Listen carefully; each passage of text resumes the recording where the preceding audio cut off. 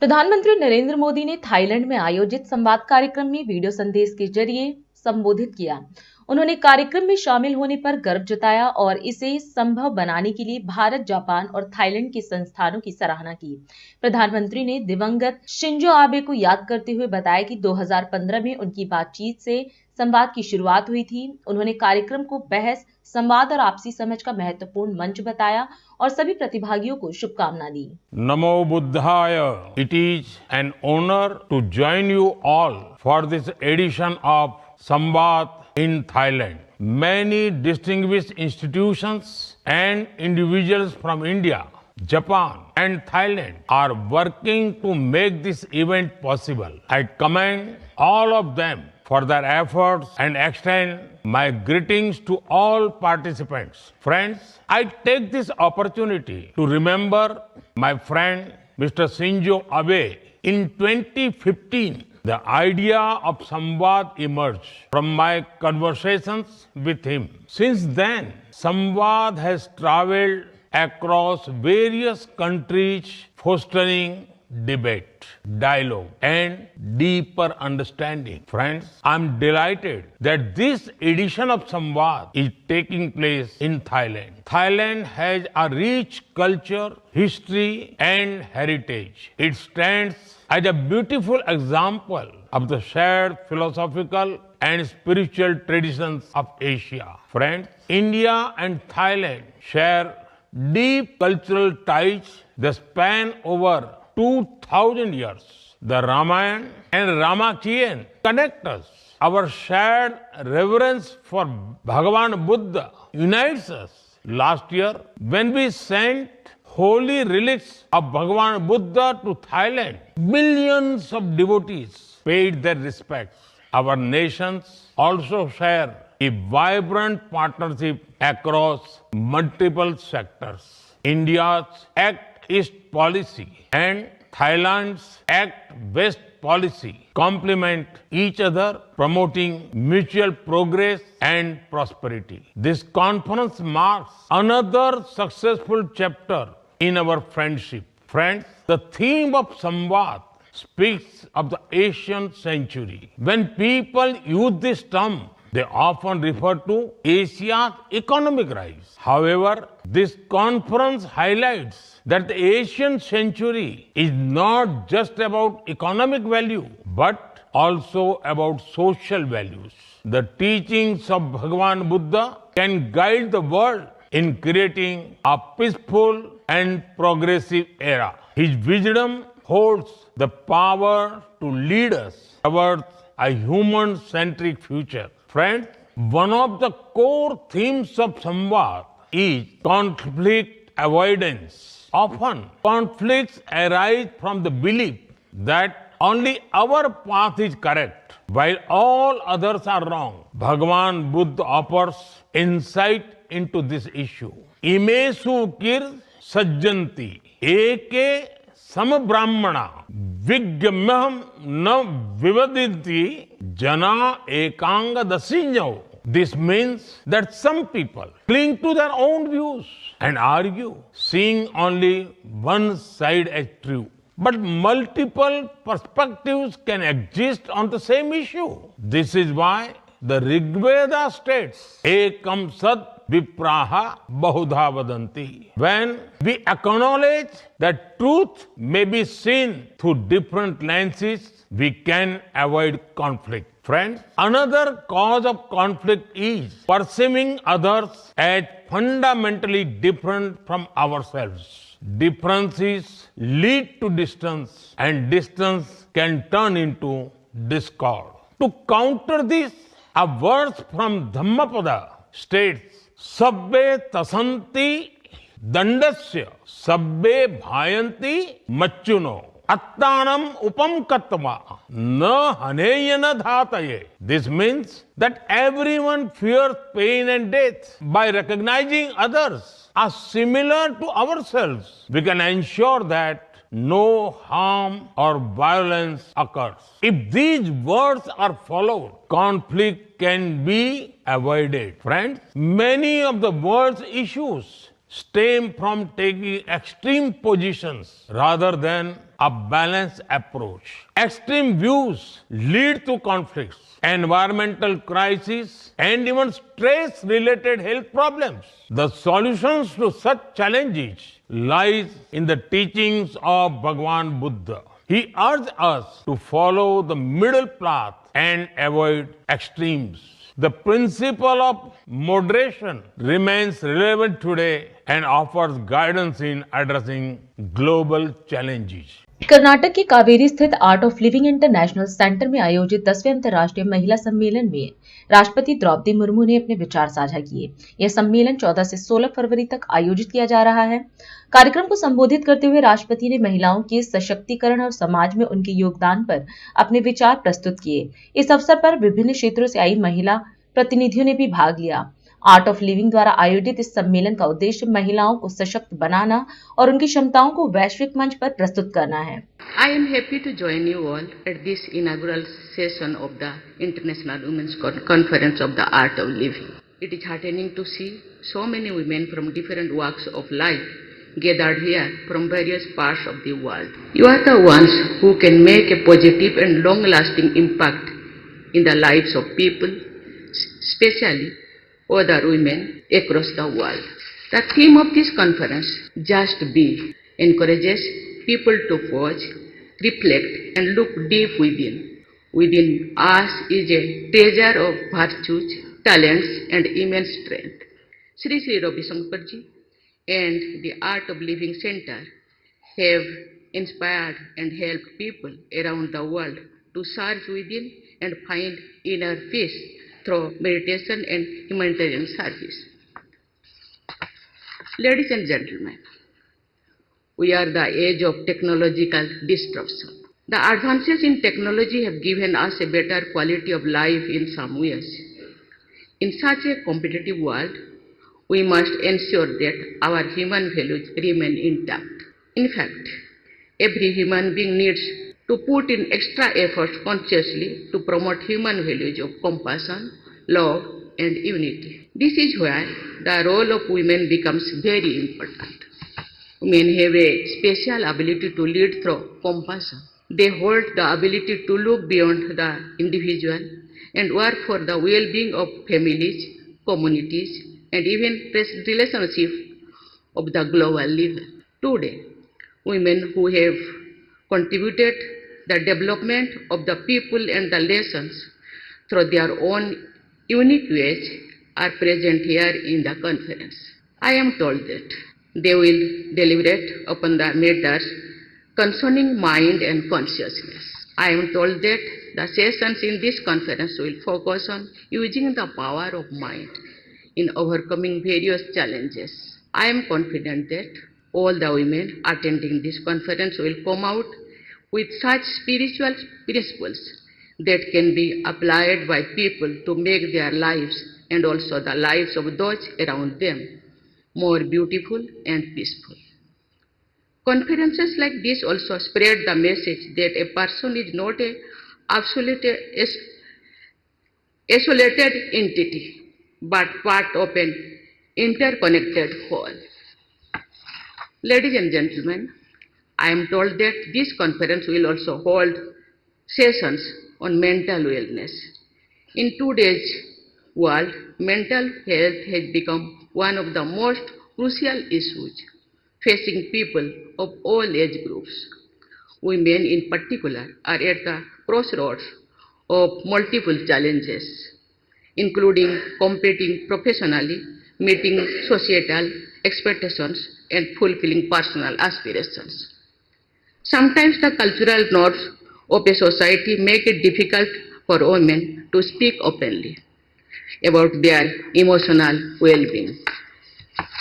Each of us needs to understand that mental wellness is fundamental to the ability of any woman to lead a meaningful life and contribute to the family, society, and the world. Bharatiya Janata party की 27 साल बाद दिल्ली में वापसी के उपलक्ष्य में अयोध्या की रामलीला की ओर से नवनिर्वाचित विधायकों के सम्मान में भव्य स्वागत समारोह का आयोजन किया गया। यह कार्यक्रम आज दोपहर 12 बजे ली मेरिडियन होटल नई दिल्ली में आयोजित किया गया, जिसमें पार्टी के कई दिग्गज नेता और गणमान्य व्यक्ति उपस्थित रहे। कार्यक्रम के मुख्य अतिथियों में सांसद व प्रसिद्ध अभिनेता रवि किशन व अन्य विधायक भी उपस्थित रहे। इस मौके पर भाजपा कार्यकर्ताओं और समर्थकों में जबरदस्त उत्साह देखने को मिला। सांसद रवि किशन ने इस अवसर पर उपस्थित गणमान्य व्यक्तियों व मीडिया को संबोधित किया और दिल्ली की चुनावी प्रक्रिया में अपने योगदान व अन्य मुद्दों पर भी चर्चा की। राष्ट्र सर्वप्रथम टीम ने इस अवसर पर उपस्थित सांसद, संयोजक डॉक्टर जमाल व अन्य गणमान्य व्यक्तियों से बात की। क्या कहा रवि किशन ने इस अवसर पर, सुने उनका संबोधन। मुझे प्रधानमंत्री जी ने पूरे दिल्ली की जिम्मेदारी दी थी, तो कुछ 56 विधानसभाओं में मेरा प्रचार था और विधायिका जी के यहाँ भी जाना था, लेकिन उस दिन मैं विकासपुरी चला गया। लेकिन मुझे बहुत दुख हुआ, मैं इनके पहले चुनाव में भी गया था लेकिन इस बार नहीं जा पाया। लेकिन ये जीत गई, मुझे इनको देख के आज बहुत खुशी हो रही है, क्योंकि एक बहुत स्ट्रॉन्ग नेता, और अभी से शुभकामनाएं, आपको बहुत बड़ा पद मिले, जो कि मुझे लग रहा है कि आप जिस हिसाब से आप जीती हैं तो महादेव चाहेंगे आपको बहुत कृपा होगी। बाकी दिल्ली को धन्यवाद देना चाहता हूँ, खासकर अपने पूर्वांचली समाज को, जितना भी है, जो 45% से ज्यादा वोटर हैं यहाँ पर। तो प्रधानमंत्री जी के सपनों को और हमारे 27 साल के वनवास को पूरे दिल्ली ने, पूर्वांचलियों ने काट दिया, हर समाज ने दिया, और कोई भी वर्ग ऐसा नहीं था जिसने हमारे यशस्वी प्रधानमंत्री मोदी जी की गारंटी पर ऐसा नहीं कि विश्वास उनको पूरा था। और इस बार हम लोग भी जोर से लगे, ताकत अपनी पूरी झोंक दी है। मैंने सब अपनी पूरी, जितनी मेरी शक्ति, मैं अपने चुनाव में भी नहीं लगाया था गोरखपुर में, मैं वहाँ दूसरी बार का सांसद हूँ, वहाँ की जनता मुझे लाखों वोट से जिताती है। कुछ योगी महाराज जी की वो गद्दी है जिसकी मैं सेवा करता हूँ। डबल इंजन सरकार है, गोरखपुर में हम लोगों ने बहुत शानदार काम किया, 30-40 हजार करोड़ का काम किया। जब मैं पिछली बार, मेरा 5 साल जो बीता, तो कभी आप लोग गोरखपुर आइएगा, बड़ा गर्व होगा। किसी बॉम्बे की नेपेंसी रोड से कम नहीं है, अनगिनत जहाज चलते हैं वहाँ पर, सड़कें हैं, एम्स दिया है पीएम ने, और थिएटर में फिल्मों की मैं शूटिंग करवाता हूँ, रोजगार देता हूँ, बहुत सारी चीजें वहीं रहती। सो यही है कि आप लोगों को गर्व होगा, क्योंकि मैं प्रधानमंत्री जी के अंडर काम करता हूँ, मुझे पता है उनकी सोच, उनका विजन क्या है। आने वाले समय में आप लोगों को गर्व होगा कि राजधानी को, एक कैपिटल को कैसे रहना चाहिए, वैसे आप लोग देखेंगे। और कहीं ये आप लोग को शायद ऐसा सरप्राइज होगा कि हम दुबई में हैं कि टोक्यो में हैं, इस तरह से कैपिटल होगा। यही प्रधानमंत्री जी थे जिन्होंने गुजरात को बदला, पूरे देश को बदला। जी, सारे माननीय विधायक जितने जीते हुए उनके सम्मान में ये समारोह हो रहा है मेरिडियन होटल में, और बड़ा अच्छा लग रहा है। इन लोगों ने इतनी मेहनत की, इन लोगों ने, इन पर जनता ने विश्वास किया। आज हमारी सारे संजीव जी हैं यहाँ पे, नीलम पहलवान जी हैं, ये सारे हमारे विधायक यहाँ आए, और भी विधायकगण 21 से 22 लोग आ रहे हैं। भाजपा जहाँ भी गई है मोदी जी के नेतृत्व में, उनकी नीतियाँ, उनकी ईमानदारी, उनकी दूरदृष्टा सोच, उसने ज़मीन पर काम किया। उत्तर प्रदेश आज देखिए, एक वक्त में वो उत्तर प्रदेश जाने से लोग डरते थे, आज वो 25 करोड़ की आबादी में करीबन 43 लाख करोड़ का वहाँ पर इन्वेस्टमेंट आया यूपी समिट में। आज वहाँ फिल्मों की शूटिंग होती है, आज वहाँ 4 लेन, 6 लेन, 2 लेन्स हैं। गोरखपुर जहाँ का सांसद हूँ, आज वहाँ पे क्रूज़ पानी में चलते हैं, रामगढ़ झील है, वहाँ पे 5 स्टार होटल की लाइन है, गोइडा इंडस्ट्रियल एरिया है। प्रधानमंत्री जी ने 9,000 करोड़ का वहाँ पे हमको खाद की फैक्ट्री दी है उनको, तो ये वहाँ पर चीनी कारखाना शुरू हो गया। वो सारी चीज़ें हैं, वही काम आप देखेंगे। दिल्ली तो राजधानी है, प्रधानमंत्री जी आत्मा, और वो पूरी शक्ति झोंक देंगे। आपको रिजल्ट पहली कैबिनेट की बैठक के बाद दिखाई देंगे। क्योंकि दर्द है, देखिए सनातनी लोग डुबकी लगा रहे हैं, कई सौ साल के बाद हिंदुत्व जगा है, इसमें राजनीति नहीं करनी चाहिए। चुनाव आ रहा है 27 को, चुनावी मैदान में लड़ लेना चाहिए इनको। अभी ये सब करने से पता चलता है कि अभी उनके पुत्र हारे मिल्कीपुर में, ये उसका दर्द है। संगठन चुनेगा जो 20-25 साल तक चेहरा बने रहे और पार्टी की सेवा करते रहे, और इस दिल्ली को एक राजधानी, अद्भुत राजधानी बनाए। तो ऐसा ही कोई व्यक्ति होगा, कोई भी कार्यकर्ता हो सकता है, पहली बार का विधायक हो, कोई भी, यही भाजपा की सुंदरता है। लेकिन जो भी व्यक्ति होगा, वो महिला या पुरुष, हमारी पार्टी इसको ऐसे चुनेगी ताकि वो यहाँ पर एक ऐतिहासिक काम करके जाए। प्रधानमंत्री मोदी जी की नीतियों की जीत है, उन पर जो विश्वास है भारत का, पूर्वांचलियों का, भोजपुरिया समाज का, हर माँ बहन का, वो एक ऐतिहासिक रहा। पूर्वांचली समाज ने एक एक वोट मोदी जी को दिया है, भाजपा को दिया है। मैं नमन करता हूं अपने पूर्वांचली समाज को कि एक भी वोट विपक्ष में कहीं नहीं गिरा। बिहार हम लोग जीत रहे हैं, बिहार हम लोग जीत रहे हैं और बिहार ऐतिहासिक जीत रहे हैं। अभी ये जीत का सफर रुकेगा नहीं भाई। सबसे शानदार रहेगा, विश्व की सबसे बड़ी ताकत अमेरिका, ट्रंप हमारे प्रधानमंत्री जी के लिए चेयर पीछे करके उनको बिठा रहे हैं। ये गर्व की बात है कि विश्व में भारत की पैठ कितनी बड़ी होगी। जी, मेरा नाम डॉक्टर जमाल है और मैं वसंत विहार में कैंसर की प्रैक्टिस करता हूं और हमारा नर्सिंग होम है, वहां कैंसर का एक्सक्लूसिव डेनवेक्स नर्सिंग होम। तो हम लोगों ने, और मैं अयोध्या की रामलीला में भी उसका कार्य करता हूं, तो उसकी वजह से हमने एक प्रोग्राम रखा था नई दिल्ली में कि ये जितने नए विधायक सब बने हैं बीजेपी के, उनका सम्मान करने के लिए, उसके सम्मान की ज़रूरत थी। और अब जब चीफ मिनिस्टर अनाउंस हो जाएगा तो फिर इनको समय नहीं मिलेगा, असेंबली शुरू हो जाएगी, तो हमने उससे पहले आप सबको इनवाइट किया और माशाल्लाह बहुत से लोग आए, आपने देखा। और हमें बहुत खुशी है कि दिल्ली में एक नया माहौल शुरू होने वाला है। दिल्ली की तरक्की जो 10 साल से रुकी हुई थी वो होने वाली है। इसी चीज़ के लिए हम लोगों ने ये प्रोग्राम रखा था। हम लोग कैंसर में इलाज करते हैं और हमने कैंसर में 20 साल पहले कैंसर की इम्यूनोथेरेपी स्टार्ट की थी, जो मैं अमेरिका से वापस आया था वहाँ से सीख के और यहाँ काम शुरू किया था, उसी को करते हैं। और उसमें तकरीबन मैंने 15,000 मरीजों का इलाज आज तक किया है। हम लोग इम्यूनोथेरेपी जो करते हैं, सेल थेरेपी, उसमें भारत देश उन 6 देशों में आता है जहाँ ये होती है। और हम लोगों ने स्टेज 4 कैंसर में 30% पेशेंट्स का सर्वाइवल देखा है, जो हमारे साथ पिछले 10 साल, 15 साल, 20 साल से जुड़े हुए हैं। ऐसे पेशेंट जो लाचार थे, परेशान थे, उनका इलाज करके उनका जीवन भगवान ने उन्हें दिया है वापस। ये हमारा कीर्तिमान है यहाँ पर। ब्रेक का हम चलते हैं ब्रेक पर, आप कहीं जाए नहीं, छोटा सा break.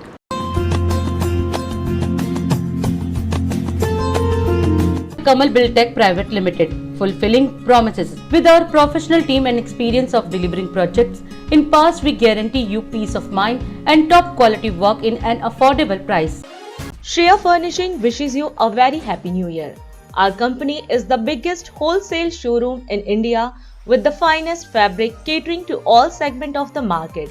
Visit our shop 1/88 WHS Timber Market, Kirtinagar, New Delhi. Powered by Kamal Buildtech Private Limited, fulfilling promises. With our professional team and experience of delivering projects, in past we guarantee you peace of mind and top quality work in an affordable price. और अधिक खबरों के लिए आप हमारे YouTube channel दैनिक India दर्पण को अभी सब्सक्राइब करें और नोटिफिकेशन के लिए बेल आइकन को प्रेस करना ना भूलें। राष्ट्र सर्वप्रथम की बात कार्यक्रम में ब्रेक के बाद एक बार फिर आप सभी राष्ट्रवासियों का स्वागत है। अमेरिकी राष्ट्रपति डोनाल्ड ट्रंप के साथ अपनी बैठक के दौरान प्रधानमंत्री नरेंद्र मोदी ने कहा कि भारत अपने नागरिकों को वापस लेने के लिए तैयार है अगर वे अमेरिका में अवैध रूप से रह रहे हैं और मानव तस्करी के पारिस्थितिक तंत्र को खत्म करने की जरूरत पर जोर दिया। अरविंद केजरीवाल की आम आदमी पार्टी द्वारा स्थापित मोहल्ला क्लिनिक को नई भाजपा सरकार के तहत नया रूप मिलेगा। इलाहाबाद उच्च न्यायालय की लखनऊ पीठ ने उत्तर प्रदेश सरकार द्वारा मोहनलालगंज के गांवों में इंटीग्रेटेड टाउनशिप विकसित करने के उद्देश्य से Messrs Amravati residence private limited के लिए जमीन अधिग्रहित करने के मामले पर संज्ञान लेते हुए अगली सुनवाई 4 मार्च के लिए निर्धारित कर दी। लोकसभा में नेता प्रतिपक्ष राहुल गांधी ने आरोप लगाया कि मणिपुर में राष्ट्रपति शासन लगाना भारतीय जनता पार्टी की ओर से शासन करने में उसकी अक्षमता की देरी से की गई स्वीकारोक्ति है। केंद्रीय मंत्री ज्योतिरादित्य सिंधिया ने यहां त्रिवेणी संगम में परिवार के साथ डुबकी लगाई। सारा देश आज पुलवामा शहीदों को श्रद्धांजलि दे रहा है और आतंकवाद को कतई बर्दाश्त नहीं करने का वचन दोहरा रहा है।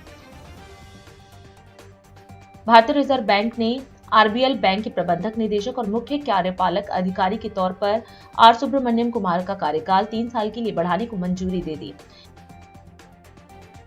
दिल्ली में शुक्रवार सुबह आसमान साफ रहा, धूप खिली रही और न्यूनतम तापमान 10.7 डिग्री सेल्सियस दर्ज किया गया।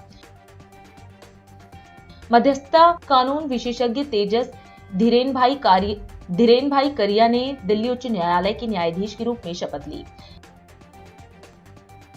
पंजाब पुलिस ने 30 किलोग्राम हेरोइन जब्त करने के साथ एक तस्कर को गिरफ्तार किया।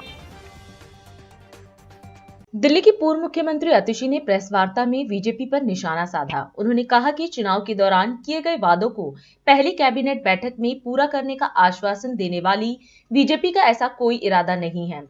अतिशी ने दावा किया कि बीजेपी नेता विभागों के आवंटन को लेकर आपस में विवाद कर रहे हैं और अपने वादों को पूरा न कर पाने के लिए आम आदमी पार्टी पर आरोप लगाने की कोशिश कर रहे हैं। साथ ही उन्होंने दिल्ली की वित्तीय स्थिति को सुधारने में आप सरकार की 10 साल की उपलब्धियों पर भी चर्चा की। भारतीय जनता पार्टी ने दिल्ली चुनाव के समय दिल्ली वालों से कई वादे किए। उन्होंने ये पर्चा मोदी जी की गारंटी के नाम से बांटा। इसमें पहला वादा है कि दिल्ली की हर महिला को 2,500 रुपए प्रति माह की आर्थिक सहायता दी जाएगी। भारतीय जनता पार्टी ने ये बार बार कहा कि जैसे ही सरकार बनेगी पहली कैबिनेट की बैठक में दिल्ली की हर महिला को 2,500 रुपए की आर्थिक सहायता का निर्णय होगा और 8 मार्च तक दिल्ली की हर महिला के खाते में 2,500 रुपए की पहली किश्त आ जाएगी। भारतीय जनता पार्टी के सूत्रों के हवाले से हमें पता चला है कि न सिर्फ 2,500 रुपए महीने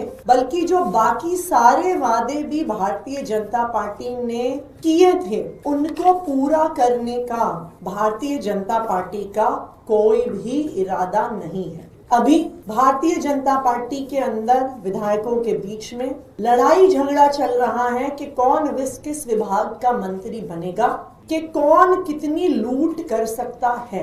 और उन्होंने ये प्लान बनाया है कि अपने वादे ना पूरे करने का ठीकरा वो आम आदमी पार्टी पर फोड़ेंगे और कहेंगे कि जी हम वादे इसलिए नहीं पूरे कर पाए क्योंकि दिल्ली सरकार के पास पैसा नहीं है, क्योंकि आम आदमी पार्टी ने दिल्ली सरकार को एक वित्तीय संकट में डाल दिया और ये बहाना करके अपनी लूट को छुपाने की कोशिश करेंगे, अपने वादे ना पूरे करने, अपने वादे तोड़ने को के बहाने बनाएंगे। तो आउटगोइंग मुख्यमंत्री होने के नाते मैं आज दिल्ली वालों के सामने पिछले 10 साल में दिल्ली में जो इकोनॉमिक ग्रोथ हुआ है, आम आदमी पार्टी ने जो इकोनॉमिक ग्रोथ किया है, मैं आज दिल्ली वालों के सामने रखना चाहती हूँ कि भारतीय जनता पार्टी आने वाले समय में कोई भी बहाने ना बना पाए और दिल्ली वालों को किए गए वादों को पूरा करे। आम आदमी पार्टी की सरकार 2015 में बनी थी।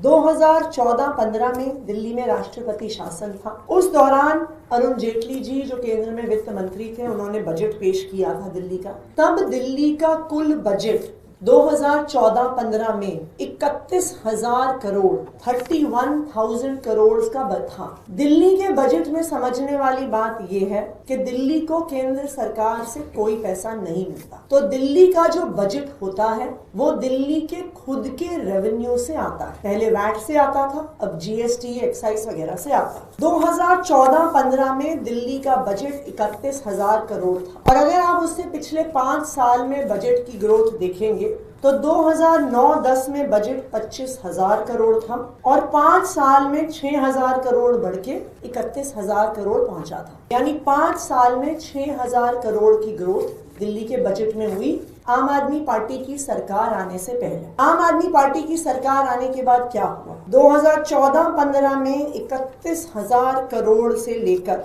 2024-25 में 77,000 करोड़ का बजट दिल्ली विधानसभा में पेश हुआ। 77,000 करोड़ यानी 10 साल में 46,000 करोड़ 46,000 करोड़ की बजट में बढ़ोतरी आम आदमी पार्टी ने, अरविंद केजरीवाल जी ने दिल्ली में करी। 10 साल में दिल्ली का बजट, दिल्ली की इकोनॉमिक ग्रोथ 2.5 गुना से ज्यादा हो गई। 31,000 करोड़ से शुरू होकर 77,000 करोड़ पर आम आदमी पार्टी ने दिल्ली के बजट को पहुंचाया। ना सिर्फ इतना, जो कर्जा हमें कांग्रेस की सरकार से लेगेसी में मिला था 2014 में किसी भी सरकार के कर्जे को डेट टू जीडीपी रेशियो से आंका जाता है कि सरकार के टोटल जीडीपी का कितना हिस्सा कर्जा है। 2014 में ये 6.6% था, 2023 तक ये 3.9% आ गया और 2024 में जब हम ये सरकार छोड़ के जा रहे हैं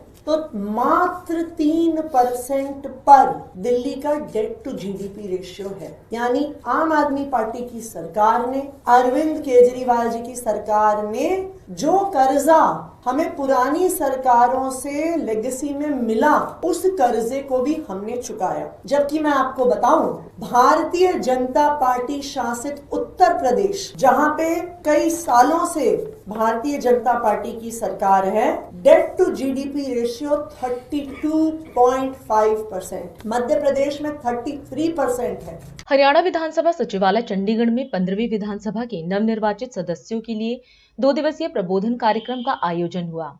कार्यक्रम का उद्घाटन मुख्यमंत्री नायब सैनी और लोकसभा अध्यक्ष ओम बिरला ने किया।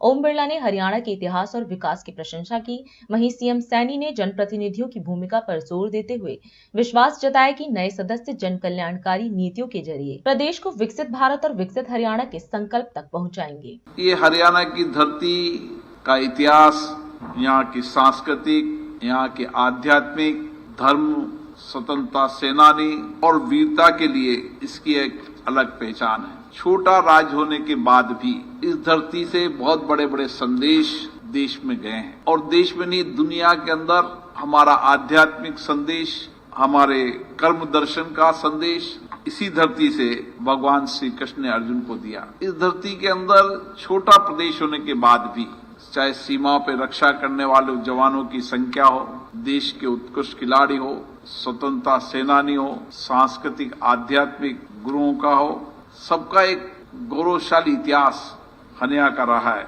और इसीलिए इस हरियाणा विधानसभा का भी अपनी एक विरासत रही है। विरासत के साथ विकास एक ऐसा मॉडल है जो सभी राज्यों को एक दिशा देता है। मुझे खुशी है कि नायब सिंह जी सैनी के नेतृत्व में ये प्रदेश और विकास की ओर बढ़ रहा है, जहाँ इंफ्रास्ट्रक्चर हो, सामाजिक कल्याण हो, आर्थिक परिवर्तन हो और उसके साथ कृषि, उद्योग और शिक्षा के क्षेत्र में भी लगातार आगे बढ़ रहा है।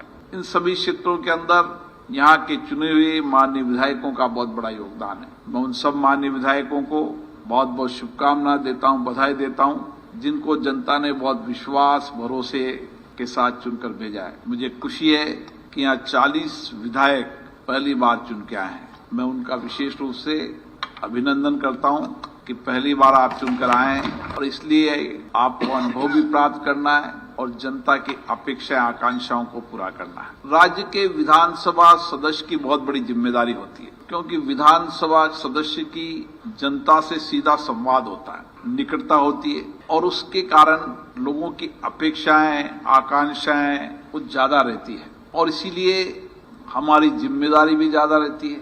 जितना ज्यादा भरोसा, जितना ज्यादा विश्वास, उतनी ही जिम्मेदारी ज्यादा। और इसीलिए एक तरफ हमारे विधानसभाओं के मतदाताओं की हमारी जिम्मेदारी है, उनकी चिंताएं, उनकी कठिनाइयां का समाधान हमें इसी विधान मंडलों से खोजना है।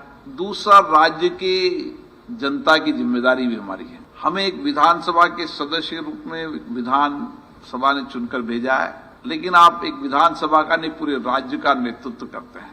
यह कार्यक्रम एक अवसर भी है कि हमें अपने संविधान, संसदीय परंपराओं और विधायी दायित्वों को बेहतर हम समझ सकें, उसके लिए हमें यह अवसर मिला है। विधायी का लोकतंत्र का एक मजबूत स्तंभ है और हम सभी का कर्तव्य है कि इसे और अधिक सशक्त हम सब मिलकर के बनाएं। हमारी भूमिका केवल कानून बनाने तक ही सीमित नहीं है, हमें अपने क्षेत्र के नागरिकों की आवाज को भी बुलंद करने और उनकी समस्याओं के समाधान के लिए भी प्रभावी प्रयास करने की जरूरत है। इस प्रबोधन कार्यक्रम में मेरे से पहले हमारे माननीय अध्यक्ष जी ने भी इसके ऊपर प्रकाश डाला है। इसके महत्व और उपयोगिता के बारे में काफी चर्चा उन्होंने की है। हमारे वरिष्ठ विधायक हरियाणा के और काफी हम सब इसमें व्यवहारिक ज्ञान से भरे अनुभव साझा यहाँ करेंगे। जिससे कि हम सबको उसका एक बड़ा लाभ वो मिलने वाला है। कुल मिलाकर के यह स्वस्थ लोकतांत्रिक परंपराओं को जानने, आज हम इस कार्यक्रम में आपसे विदा लेते हैं। आप अन्य खबरों के लिए बने रहे। राष्ट्र सर्वप्रथम, वंदे मातरम, जाग उठा है भारत। राष्ट्र सर्वप्रथम।